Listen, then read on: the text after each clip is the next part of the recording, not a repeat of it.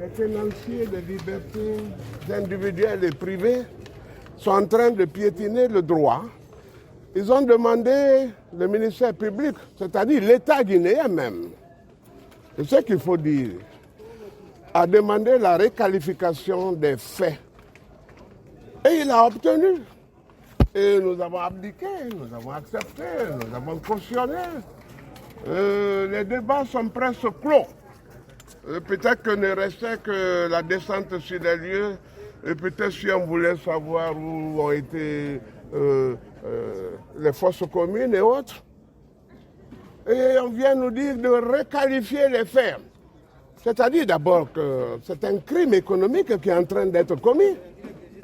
Avec tout ce qui a été fait ici, tous les investissements, toutes les forces d'ordre et de sécurité qui sont là, et tous les magistrats qui sont logés, qu'on nous dise de revenir à la case départ, de requalifier les faits pour que ce soit, disons, peut-être qu'ils ne disent ça ou pas, que ce soit de l'apanage de la Cour pénale internationale.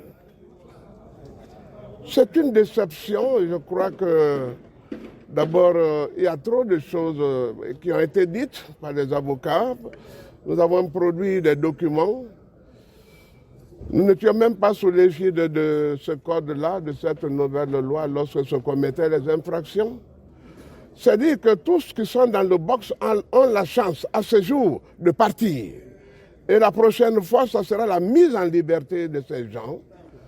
Parce que le parquet ne trouve pas de recette dans le droit stricto sensu pour étayer des accusations, ni contre Dadis, ni contre Toumba, ni contre qui que ce soit, les Marcel et autres. Alors, M. Yomba, est-ce que vous pensez que les arguments que vous avez eu à présenter dans ces documents-là suffisent à déconstruire la demande du parquet? Mais le parquet ne peut... le tribunal est constitué d'hommes... d'une grande densité, d'un grand potentiel intellectuel. D'abord, les deux assesseurs sont de très grands procureurs.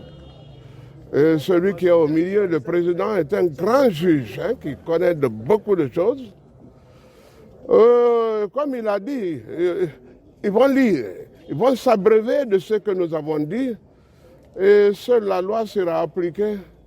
Or, nous sommes dans un procès à connotation nationale et internationale qui a dépassé les limites de l'Afrique au point que ce ne sont même plus ces accusés qui sont là-bas parce que le monde entier s'est déjà fait une intelligence de cette affaire. C'est le tribunal à la barre. Au revoir. Merci beaucoup.